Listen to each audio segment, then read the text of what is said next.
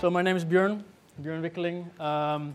I usually work as a freelance software developer.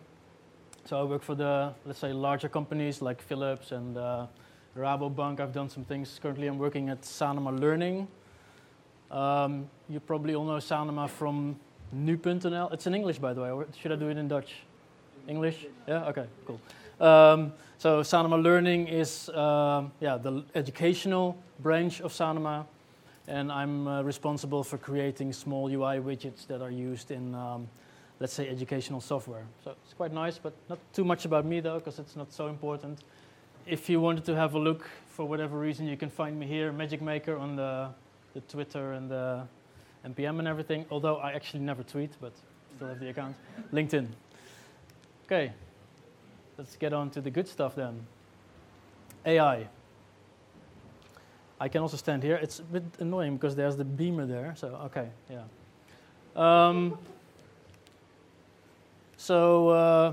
What is AI? Nowadays, AI is very widely used in the media. Like a couple of years ago, we had Web 2.0 and social media, and everybody was talking about social media. Nowadays, everybody's talking about AI.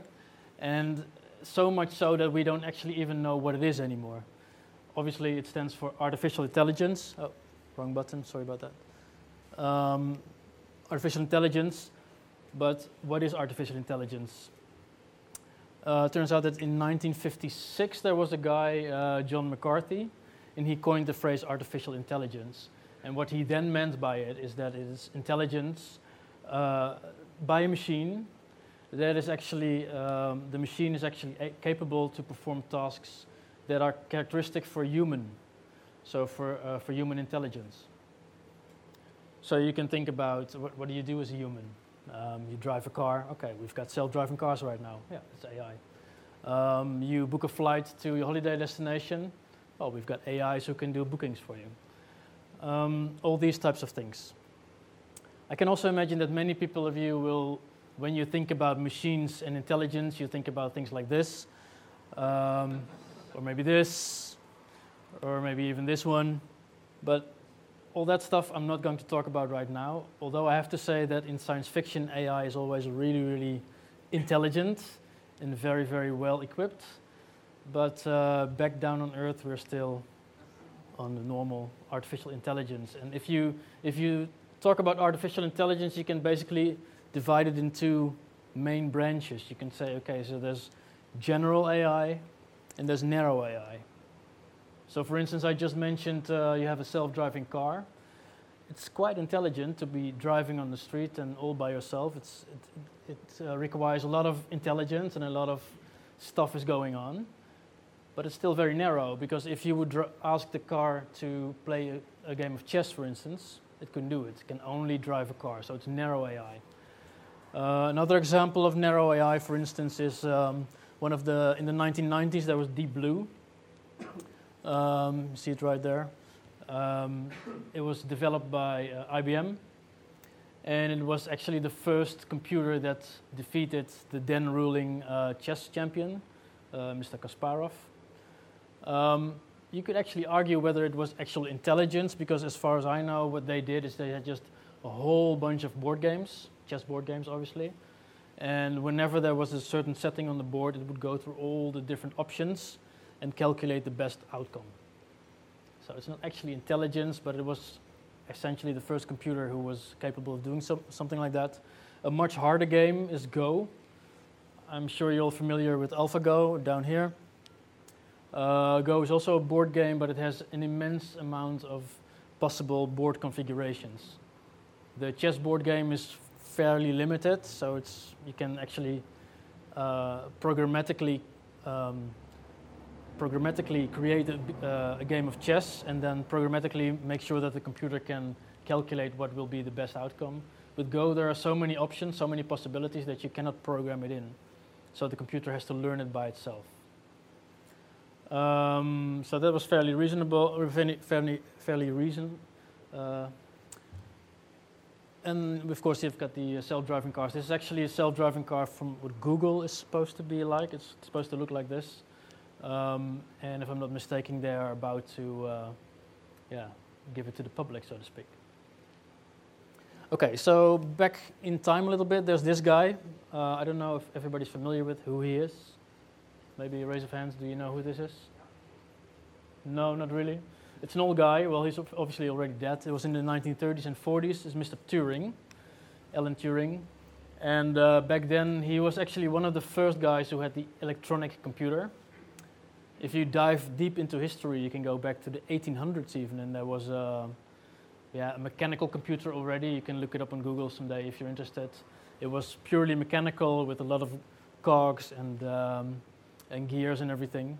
But this guy had an electronic, or electrical, I should say, computer, and he used it to crack the Enigma code.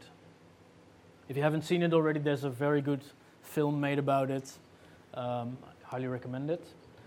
But I mentioned this guy because there's something else about him. That's the Turing test. So the Turing test is actually a test to test a machine and to see if it has human capabilities. So what you could do, for instance, you can imagine you as a person sit somewhere, and behind a wall, for instance, there's something else or somebody else, and you would ask it questions. And then it would respond to you. And if it's a computer and it's a very lousy one, you would immediately say, okay, well, that's probably a computer, so, not very hard for me to detect it. But if it were to be a very highly intelligent and sophisticated machine, or software, or whatever, it would pass the Turing test, meaning that you would not actually recognize it to be a machine. So recently, Google has created, or updated actually, their I see already some people nodding. Well, let me just first roll a tape. I have a small video here, and then we'll talk about it later. Let's see. I hope there's audio. Is there audio? No, there should be audio, actually. Yeah? Okay, let's try it again with audio now. It's a bit louder, please. So how can I help you? Hi, I'm calling to book a women's haircut for a client. I'm looking for something on May 3rd. Sure, give me 1 second. Mm-hmm. Sure, what time are you looking for around? At 12 p.m. We do not have a 12 p.m. available. The closest we have to that is a 1:15. Do you have anything between 10 a.m. and 12 p.m.? Depending on what service she would like. What service is she looking for? Just a woman's haircut for now. Okay, we have a 10 o'clock. 10 a.m. is fine. Okay, what's her first name? The first name is Lisa. Okay, perfect. So I will see Lisa at 10 o'clock on May 3rd. Okay, great. Thanks. Great. Have a great day. Bye. Okay, so I already told you. So on the left-hand side, you can see it from the colors, is the Google Assistant, which is actually an AI. Now, if you think about it, this bot or this software is actually talking to a human, and the human has no idea that they're talking to a machine. And the nice thing about it is that the machine also properly interacts with the human. All these things cannot be programmed, of course, so it has to have learned all these things by itself. Did you already see this film, everybody, or the video? Yeah, most of you saw it already. I was completely amazed by it, to be honest. I was like, okay, we have already progressed so much further than I actually thought. It's going to get scary now. Because also when the hairdresser, for instance, says, oh, we don't have this time available, then the computer thinks, okay, so maybe we can go for different options. And there's a whole fluid conversation going on. I also have another one. They showed 2 in the developer conference. Do you also want to see the other one? Yeah? Okay. So the other one is even more interesting because, first of all, the English is very difficult to understand because it's like an Asian accent. And all kinds of things go wrong during making the appointment. So let's listen to this one.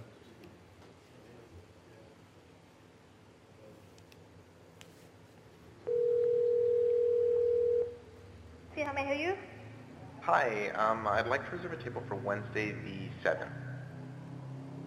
For 7 people? It's for 4 people. 4 people when? Today? Next Wednesday at 6 p.m. Oh, actually we leave the for like after like 5 people. For 4 people you can come. How long is the wait usually to be seated? For when tomorrow or weekday or? For next Wednesday, the 7th. Oh, no, it's not too busy. You can come for 4 people, okay?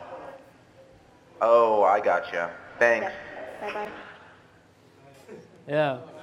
So it's amazing that it actually realizes that things go completely sideways and then still makes sure that the conversation is still going on. It's like talking to a person. So yeah, again, it's quite amazing. So if you would call this the Turing test, I think it would pass. So how does it all work? That's obviously the interesting thing. Well, something that is very closely related to AI is machine learning. So you could say that artificial intelligence doesn't say anything about how the intelligence came to be or how it arises. I can imagine that if you put all us together, we're all programmers and we concentrate very hard and we go and program out some sort of bot and think about all the different options and make a lot of if-then-else statements, we could come up with something fairly sophisticated and intelligent. But that would not be able to have these types of conversations we saw before, because there will always be things that we didn't think of. That's where machine learning comes into place. So with machine learning, you just give the machine a certain task and it will learn it by itself. There are actually many different types of machine learning, but I highlight 3 of them here: supervised learning, unsupervised learning, and reinforcement learning. So let me quickly kind of bruise over them quickly. I don't want to go into too much detail, but if you think about supervised learning, you have actually a data set and you already know the outcome. So you have, for instance, a whole set of houses, let's say that, and all the houses, you've got some data about them. You know how many rooms they have, you know the area, how big they are, location, and you know the price. So you want the machine to learn to figure out the price from these parameters. Well, it's supervised learning, so you put in a bunch of the data, then it starts learning. Then you have another set of data, you can test it, and that's supervised. Unsupervised learning is even more interesting. Then you just give it a whole bunch of data, you don't even know what it is. For instance, you're listening to the universe and you're listening for radio signals, but you don't know what everything is. You just feed it to the machine, and it has to figure out the patterns and the things themselves itself. Quite advanced. Reinforcement learning is when you reinforce. So actually, let me rephrase that. When it learns by itself by learning. So it learns by learning from its own mistakes. So a previous time when I was here, I talked about generative algorithms. So you have an algorithm, and then you create a new version of it. So you have like a new generation, actually, so to speak. And the next generation already has all the knowledge of the previous generation. And if you think back at Darwin, how that worked, you know, you have survival of the fittest. So the fittest species will survive. So also in software development, if you have a certain generation and certain versions of your software are very fit, so they very well know to calculate the results, they will survive, and the other one will just die off. And that way you can reinforce itself and learn by itself. Well, one of the next speakers will talk, hopefully excessively, about neural networks. So I will just very simply simplify it. I was just talking about, for instance, you want to know the prices of houses. So what you do on the left-hand side, you have an input, and at the end you have an output, and you don't really know what's in between. So you can imagine that you have, for instance, 2 different inputs, for instance, the number of rooms and the area. And then in the middle, there's some stuff going on, and then in the end, you want to have an output, namely the price. Well, the stuff that's going on, you can imagine we can call that the hidden layer. So for instance, here we have 3. In the middle, there are all kinds of things going on, and then the outputs gets generated. So in this one, there's one output, the price. So to explain it a little bit more, the red things you can see as knobs, you can turn them. So every, let's say every point in this network calculates the outcome. So for instance, if you want to make it really simple, it has a yes and no. If the value is below half, it's, let's say it's 0, so it's no. If it's above half, it's 1, so it's yes. Now, if you have many of these red ones, you can tweak them all. And the tweaking is actually what we call learning. So if you think about what I just explained, you have the guided learning, like here we have the 3 types. So we have supervised learning. You will put in some data and you already know the outcome, so that the machine can adjust all the red knobs over there and make sure that the outcome is correct. And then if you feed it new data, of which you do not yet know the outcome, it will then calculate it for you. Now, first we had one outcome. You can also have, for instance, two outputs in the output layer, or many, many more. If you have 2, you can imagine we have, for instance, a spam filter. Is it spam? Yes. Is it spam? No. So then you can make some sort of truth table.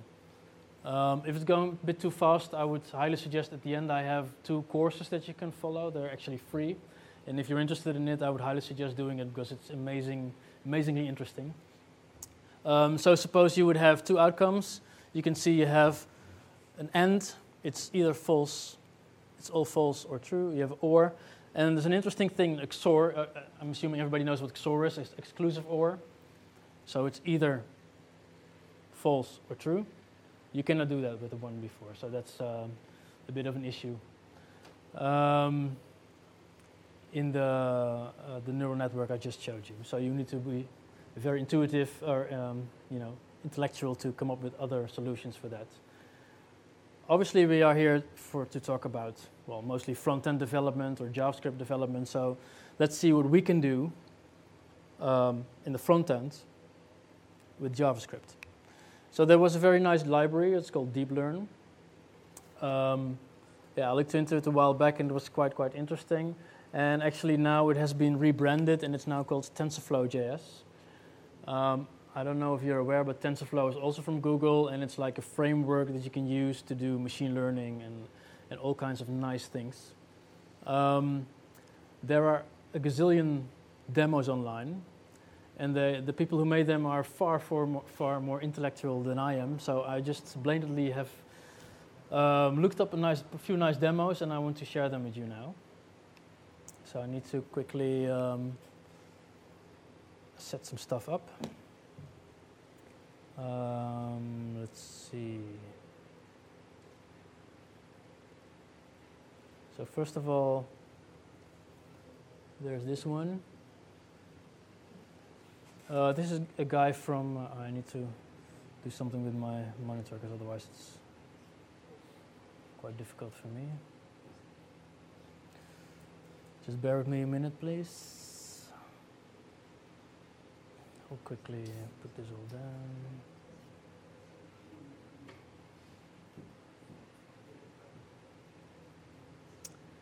Okay, then I will just...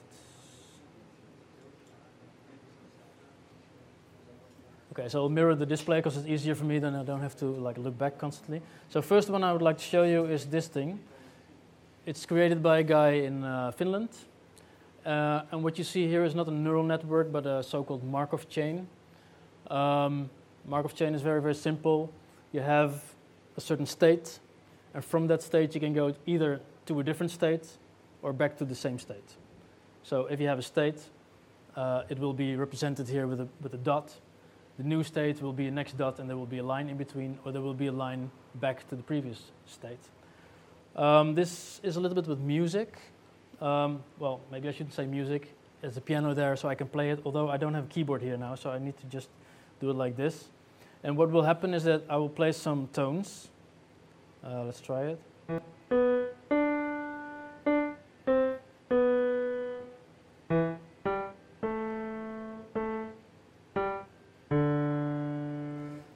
And now it has learned from this, and it will start playing music based on what I just played. So this is actually all JavaScript, so you could have made it yourself. It's all working in the browser. It uses 3.js for the visualization, and the sounds is all MIDI. If you will be able to play very, very nicely, you can, for instance, I can have a small, there's another one here, this one.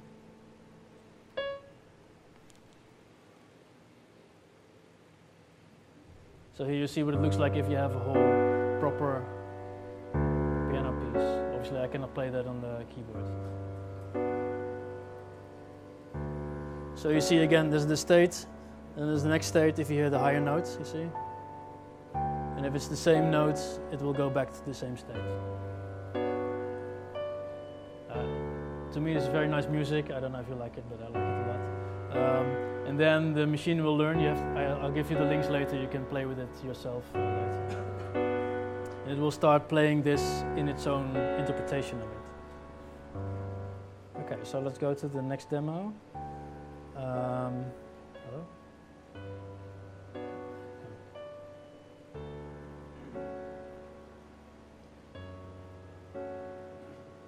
So let's try this one. Maybe not everybody is into romantic piano music, so I also have a more drum demo. Let me just quickly explain how it works. On the left-hand side, you see red things I play. So this is what I do. I say, here's a kick drum, and here's a few percussion instruments. And I play this, and then on the right-hand side, in blue, the AI will imagine what the whole pattern could sound like. So if I play this, this is only my bit. And then I say, okay, generate some stuff.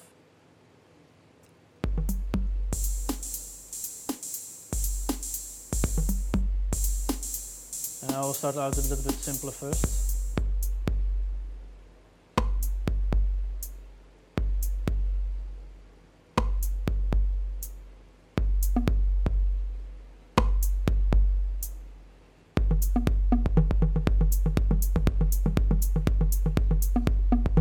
So it actually understands the beat somehow, and it then recreates it and makes more of it.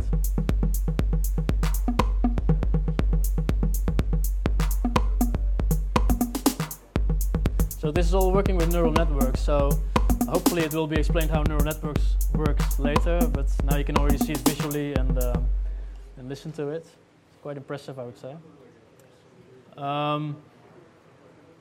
There's one more. Yeah, so there are a few that I'd like to do with the webcam. First of all, we all know the Snapchat and everything where you have the facial recognition. You can do that very easily, actually. If you see now, there's a square around my face. So with this library, you can already do that yourself, and then you could easily create these things like Snapchat has with the ears and everything. So it's very, very simple. And if you see what, for instance, the TensorFlow guys have done with it, I'll show you it. There's a Pac-Man demo here that I'm quite impressed by. So what you can do here, let's see. First of all, we're going to teach it. We're going to show it how to go to the left-hand side, right-hand side, up and down. So we say, for instance, okay, up is like this. So we say this is up. And we say left is like this. Left is here. And I say right, oh, wait a minute, right is like this. And down, for instance, like this or something. Maybe I should just do like this. And then quickly let it train. So training and learning is basically the same, right? And then I'm going to play it. So now I can, if all goes well, I can move the Pac-Man with my hand gestures that I just showed it. So I should try to go to left first. Down, left, is it playing? Yeah, so it doesn't see it. Maybe I should, wait a minute, I should quickly retrain it a little bit closer to the camera, I think. When I tried this previously, it worked perfectly fine, but you know how it works, right? In demo time, it's always difficult. Maybe like this, maybe like this. Yeah, it might be better. Okay, learn this. Yeah, okay, so let's play. We go left. It thinks it's, yeah, as you see, it's not quite sure. Then we go up, we go left. Yeah, we go down. Oh, it's actually quite difficult. Yeah, there we go. So, well, anyway, you get the idea. So this is what you can do then.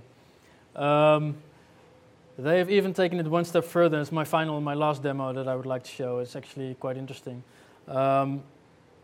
I had to set up my phone for that, so I hope it's still working. Yeah, there's my phone. So now what we're going to do is we're going to do a scavenger hunt. Have you all seen this, or? No, it's new? Some commercial, obviously. Okay, so I'll quickly explain how it works. So you guys have to help me. It's a scavenger hunt, so it will show an emoji or an icon, and then we have to show that icon. For instance, it shows an icon of a key. We have to show the key, it will recognize it on the camera here, and then we can go to the next one. So you guys have to help me because I don't have everything on me. So if there's something it's looking for, please help me out and we can do it. So let's try. I need to also have the audio here quickly. Find a hand. Am I okay, seeing I a have velvet? Might I see a dumbbell? Yeah. Hey, you found hand. Oh, it's broken. What's happening? I'd actually found it. Such a nice demo. Why is it broken now? Maybe refresh. What is going on? Maybe I should... Yeah, it works on my machine. Actually, it did work like just before I started using it, but... find device.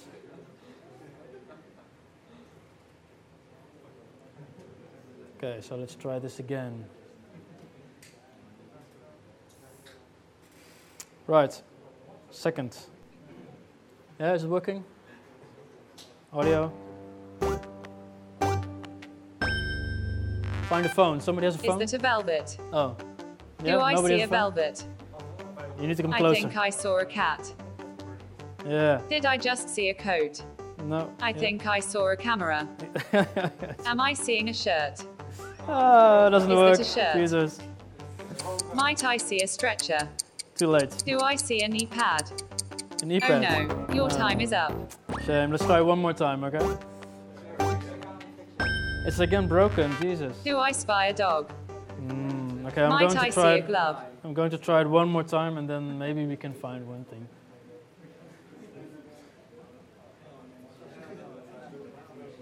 Such a nice game, but.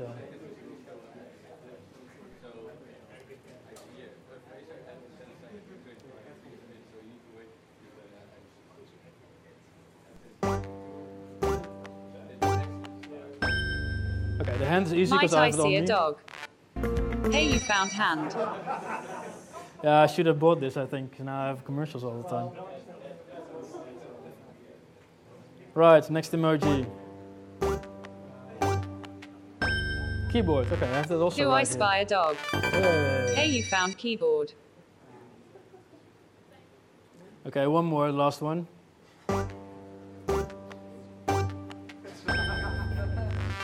I think I saw a car wheel. I need a newspaper or Is something. that a dog? Or a magazine or something like that. Was that a Anybody has dog? that? Nobody has that, right? Did I spot a spider web? Shame. There's Could it something be a there. spotlight? Maybe you can get it on the floor there. Some paper. Did I spot a this one. spider web? I think I saw a crossword puzzle. Did I Crossword spot puzzle. a cell phone? Do I spy a cell phone? I think I saw a crossword puzzle. Is that a cash machine? Yeah, actually, Hey, you yeah. found Okay, thank you, newspaper. thank you. All right, so but you see a couple of things going on here. First of all, obviously it's speaking, which is always nice. But there's also the image that is actually being recognized. And let me just quickly handle the cables here because it's a bit messy. Where are we on the? Yeah, here we go. Oh.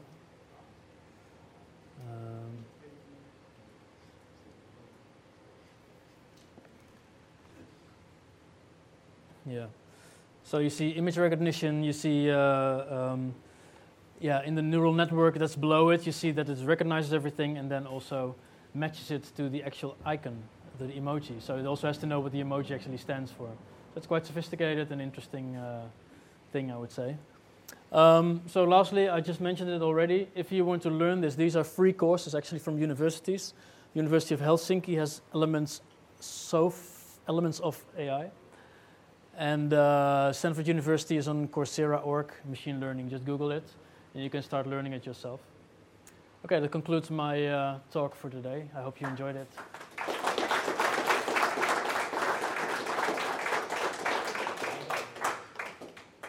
Are there any questions or remarks maybe? Or? Yeah, there's a question there.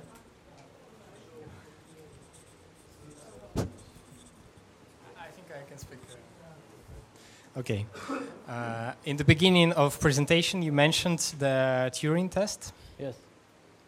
Do you think that's the way to recognize if a machine has intelligence? Actually, I don't think so, because like I mentioned, that bot is already passing the Turing test, but it's also still narrow AI, because it can only do a specific task, which is make an appointment, for instance. So do you know any options how to recognize if something has an intelligence? That's a very good question. I don't actually know any options myself. There are a lot of videos online about the philosophy of AI, for instance, about how to stop AI if it were actually alive. But we don't know if it exists or not, because we cannot recognize if something has intelligence. Yeah, it's very difficult. For instance, if you give an AI a stop button, and it might be aware of the stop button, how can you then switch it off? Those are very interesting debates, and all those type of debates are now also starting to develop because AI is progressing so fast. But I myself do not know the answer, how to know if an AI is actually intelligent. Maybe you do. I guess the right word to say is a neural network. I think it's a proper word, because since we don't know what the AI is and how to recognize it, then I guess the whole world is on the step of implementing neural networks instead of implementing AI. Yeah, but your brain is also a neural network. Sorry? Your brain is also a neural network. Yes, so probably that's it. That's only neural network without any intelligence. Maybe someday, if we have a really advanced neural network, it might awake. I don't know. I don't know how it works. But I'm quite confident that within the next, let's say, 20 years, we will see things happening that we never dreamed were possible. If you look up Ray Kurzweil, he's now also working for Google these days. Back in the day, I knew him because he made synthesizers, but nowadays, and he also invented like text-to-speech recognition and everything. He's one of those futurists, and you probably know him. He talks about the singularity, and according to him, the singularity is when, let's say, computer intelligence, or actually the capability of a computer, so the compute capability, surpasses the human capability or the brain capability of calculations. And according to him, that will all be happening in our lifetimes, provided we don't have an accident outside in a minute. But so this should happen in the coming 10, 20 years. So yeah, it's an interesting time, especially the whole philosophical debate about it, how to know if something is intelligent, because I don't know if you've ever seen the TV series where you have this highly sophisticated surveillance apparatus. Actually, they have something right now like that in China, where they keep track of everybody, and they have the emotional detection, and they know who everybody is, where everybody is, what they're thinking and everything. But is the thing intelligent? No, because it only does that specific task that it has been designed for. So intelligence is a very actually vague construct. I mean, is a dog intelligent? I don't know. You know? Okay, thank you. Yeah, there you go. Somebody else maybe?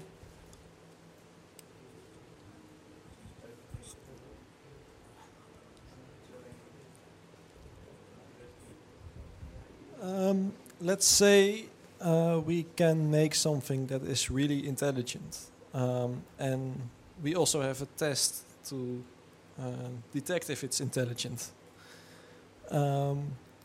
Does an intelligent machine will not like try to fail the test, so it doesn't know? We don't know that it's intelligent. Yeah, exactly. Well, that's actually the same discussion as about the stop button. So if you have an intelligence and you want to stop it, so you give it a stop button, but it's aware of the stop button, so it will make sure that you will not press it, because otherwise it will be switched off and it wants to continue living. It's the same thing if you do a test to make sure, to see if it's actually intelligent, and it thinks, if they know I'm intelligent, they may switch me off, so I might better just fail the test. These are all extremely difficult things to actually understand for us right now. And there are very, very intelligent people thinking about that on a philosophical level, so not even a technical level. And well, if it's interested, you can Google, for instance, number file. They have a lot of math related, and they also have computer file on YouTube. And there's also this stop button video. There are actually 2 or 3 videos about it. And it's quite interesting to think about it and to philosophize about it. I think in the end, I'm afraid actually that we will be outsmarted by intelligence that we've created ourselves. And you can, for instance, imagine if you have a laboratory and you have a maze in it and you put all kinds of mice in it. So we're testing the mice. And the mice are doing all kinds of things. They're running somewhere and get the cheese, and we're all testing them. We are much more intelligent than the mice, but the mice don't know that. It may very well happen that at some point we'll be the mice in the lab of some intelligence without actually realizing it. Or maybe we already are. So, yeah. And then I've got another question. Who do you think is responsible of trying to avoid those machines overpowering us? Is it us developers, or should it be governments, or who is responsible for that? Yeah, it seems that in this day and age, companies are much more powerful than governments. If you look at the Amazons, the Googles, the Facebooks, they're all heavily investing in AI. And I think those people are definitely responsible for making sure that we as a species will survive.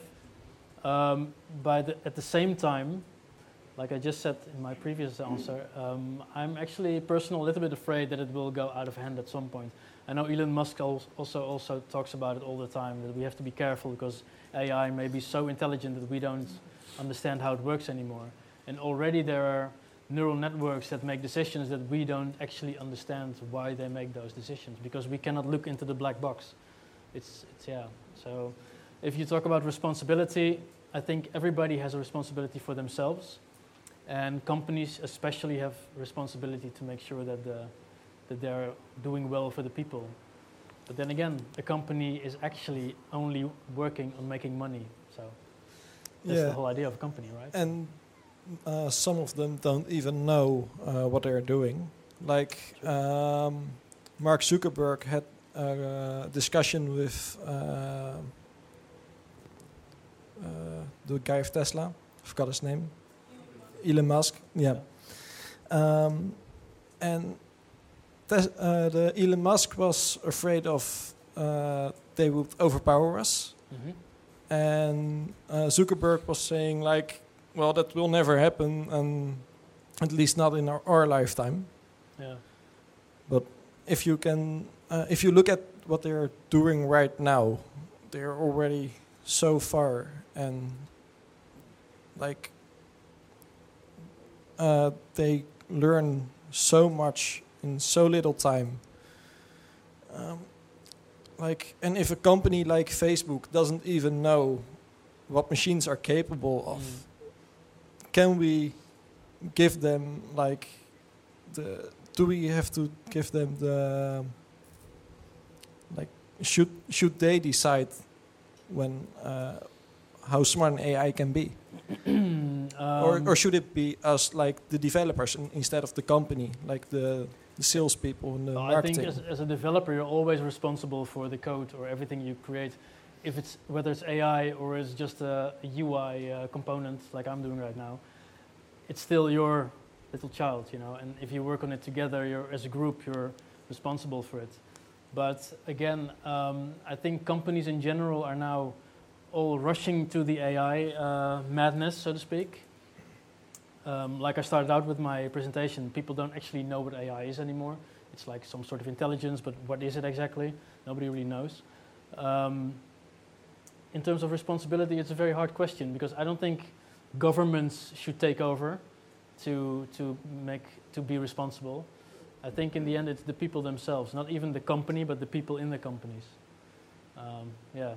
And you just said that Mark Zuckerberg thinks that in our lifetime we won't see the birth of AI, so to speak. I think he's quite wrong there, because if you see at the rate of progression, especially the last 1.5, 2 years, it's exploding literally how fast everything goes right now. So if you extrapolate that into the future, it will be quite amazing, I think. So yeah, but a good question, good food for thought, I would say. Responsibilities, yeah. Anything else? Yeah, there's one. Yeah, say you have a machine that can diagnose a patient, consider a treatment. Mm-hmm. It has a lot of knowledge about it. It takes some part of the knowledge of the doctor. Yeah. Isn't that the risk that the knowledge of the doctor disappears because he's for a part is out of a job? I'm sorry, is there a risk that? The doctor disappears. Oh, okay. And the knowledge disappears. Yeah, well, it's in the machine. Yeah. And who can check the machine? Yeah. I remember very clearly when it was about 1870. I'm quite old, so I remember it. And then the steam engine was invented. And people started revolting, and they said, yeah, but what about the laborers, you know? We have now machines for everything, so nobody has work anymore. Well, things change, you know. So back then, there were machines taking over the looms and the factory work and everything, and people progressed. So let's say the simpler work in the factories is now all done by robots. Mm-hmm. Now we're in the next phase. So now we're transforming from the industrial age to the information age. And yes, a lot of jobs will be gone. I can imagine, for instance, people who drive the metro or the tram. Those will be one of the first people to lose their jobs because there will be an AI just driving that. But on the other hand, there will be lots and lots of new jobs because there will be lots of software needed, there will be lots of maintenance needed. Everything will just shift. I think the work of the doctor will not disappear anytime soon, but the work of the doctor will be made a lot more easier because he will get assistance from AI in the beginning. It might very well happen that in 300 years, for instance, the work of the doctor is finished, but I think in our lifetime it will just be an assistant. Yeah. But there will be definitely a lot of jobs that will be disappearing right now, or in the foreseeable future. Yeah.